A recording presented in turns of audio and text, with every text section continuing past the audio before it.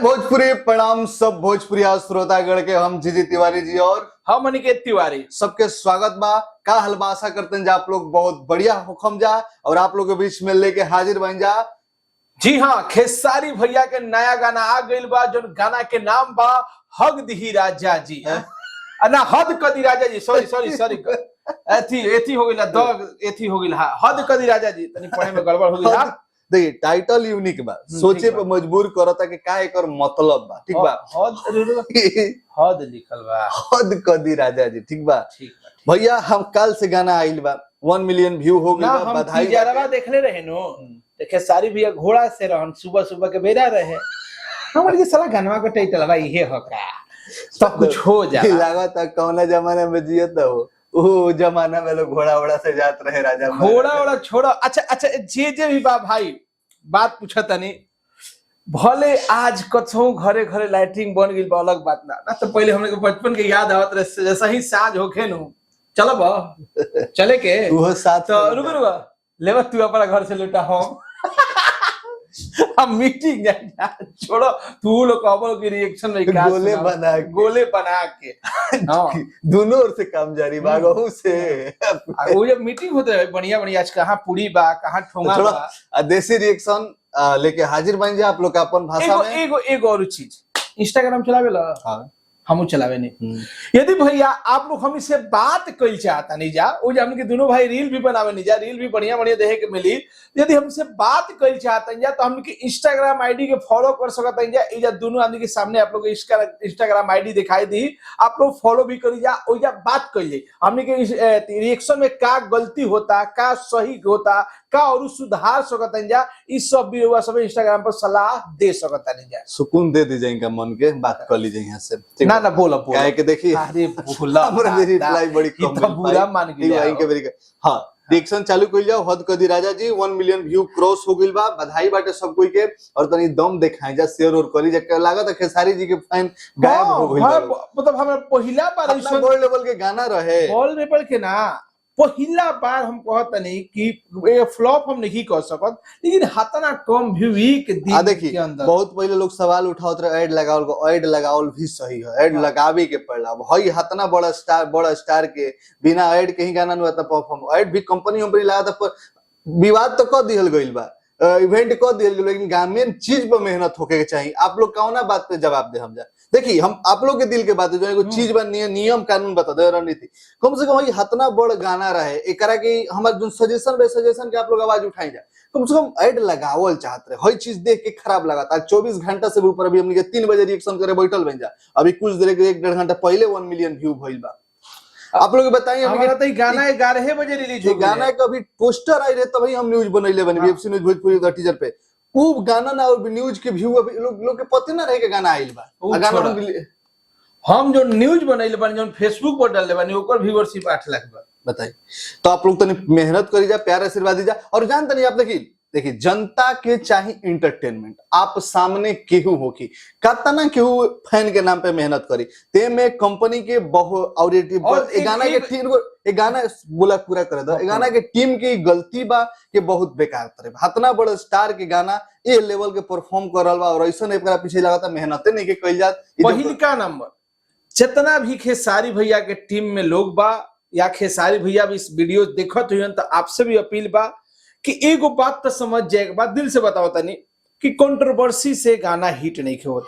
जो इवेंट भइला वो इवेंट में इतना ज्यादा खर्चा भइल बा, लेकिन वो इवेंट लोग एक खातिर ना देखला कि खेसारी लाल यादव के गाना आइल बा। लोग इवेंट एक खातिर देखले बा कि कंट्रोवर्सी में खेसारी लाल यादव जवाब का दिया, और वो इवेंट एकदम से कंट्रोवर्सी में ही चल गइला। ओमे गाना के प्रमोटे नहीं केवल कर अभी जान लेबे के बा कि लोग भी जागरूक हो रहल बा, सब समझ रहल बा कि आप लोग का चीज के खेला खेल रहल बा। जा पीछे जाके बाप हवन तो भैया हवन डायरेक्ट पैरे में गिरत नहीं जा, सामने एक से के बात कहते जा। अपनो सिंह ने बड़े वो पीछे मिलियन नहीं लगे। ये चीज गलत करता लोग ना, बोले तो पहले गलत हो रहल बा। ये चीज बखूबी समझ में आ रहल बा कि प्लानिंग के तहत बेवकूफ बनावे के काम हो रहा बा जनता के, लेकिन जनता कंटेंट और काम के अप्रिशिएट करी, ते पर ध्यान दे। जो बात नहीं बोले के मन बा, लड़े के मन बा तो कह तो हम अपना गांव के मन से तैयार करवावत तनी, आ कुछ भाई लोग से 2 रुपया सपोर्ट लिहल जाई, दुगोले करवा दिहल एकदम जाओ। ई घटिया कहाँ छोड़ा दुगोले हो जाए, घटिया लेवल की लोग राजनीति कर रहल बा लोग। ये से भोजपुरी ऐसे के गाना ना हिट हो। ये से भोजपुरी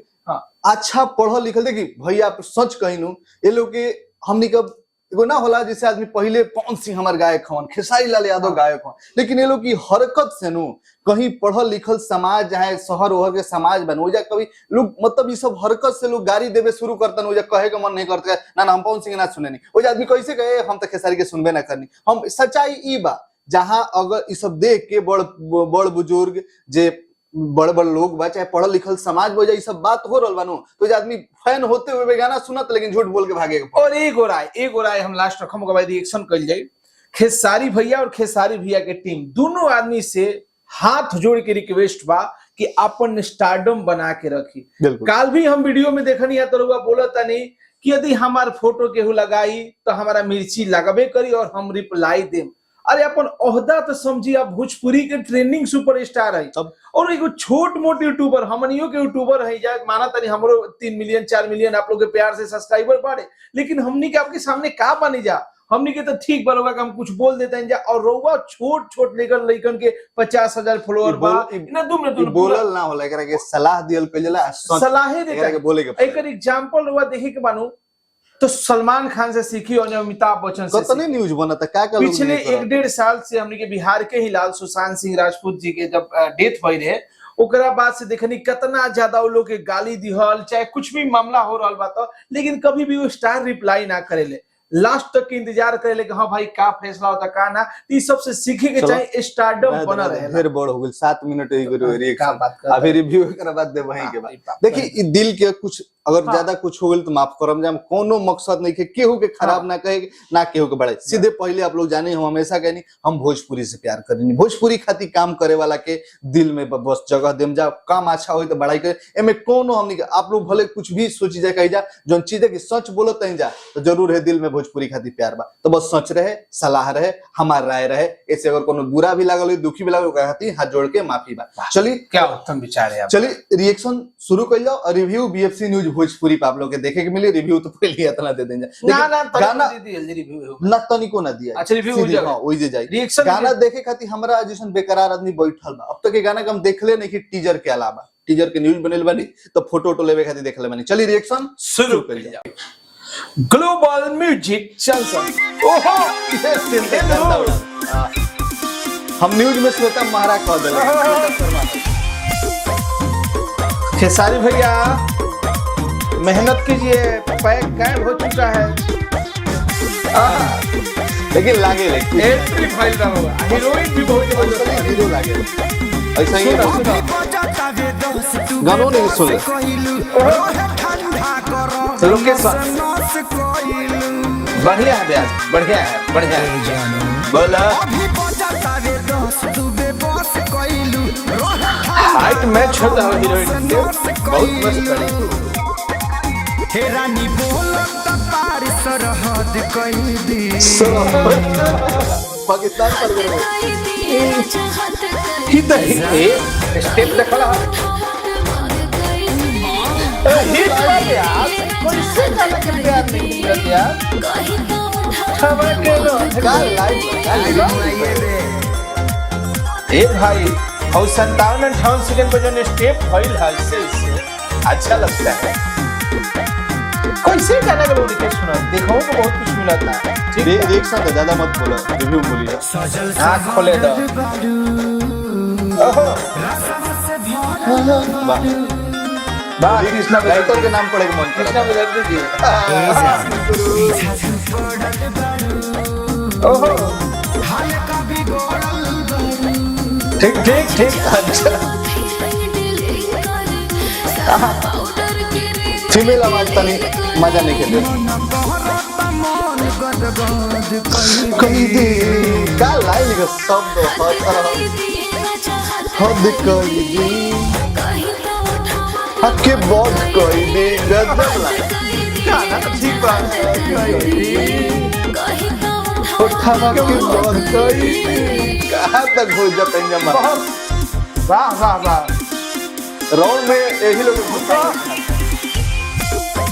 जियो तो कहे के क्या बात है, क्या बात है, खिलाड़ी आदमी बहुत जबरदस्त। इन बात में गाना की चार मिनट लगा देला एक फिल्म करे के चाहिए, हिंदी गाना खेसारी लड़की बहुत बढ़िया बड़ी भाई, एक्सप्रेशन, एनर्जी, हाइट,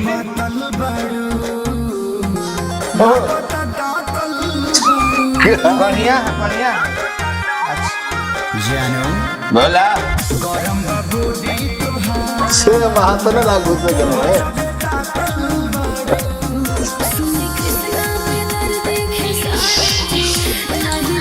तू परवा काली खर है। जाने बोलो तो काम सारा रद्द कोई क्या दिया हद कोई दिए राजा हद कोई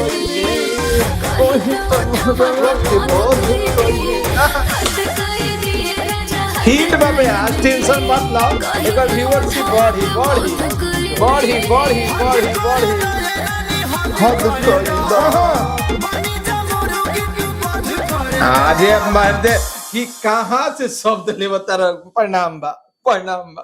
री दादा री ये दादा गाना के रिव्यू हो जा, छोड़ दो ना कुछ ना ये गाना के 18 पुलिस सर्टिफिकेट दे ए भाई। बहुत कुछ बात कहे के मन करता। आई आवल भैया रिव्यू देखे बीएफसी राइटर कृष्णा बदर्दी बड़े नो हाँ मैंने रिव्यू देखा लो, रिव्यू देखे ठीक बा, रिव्यू देखी जा वीडियो बस मिल जाए। 10 मिनट में रिव्यू करते हैं जरूर देखो जा बहुत कुछ बोले लायक बा।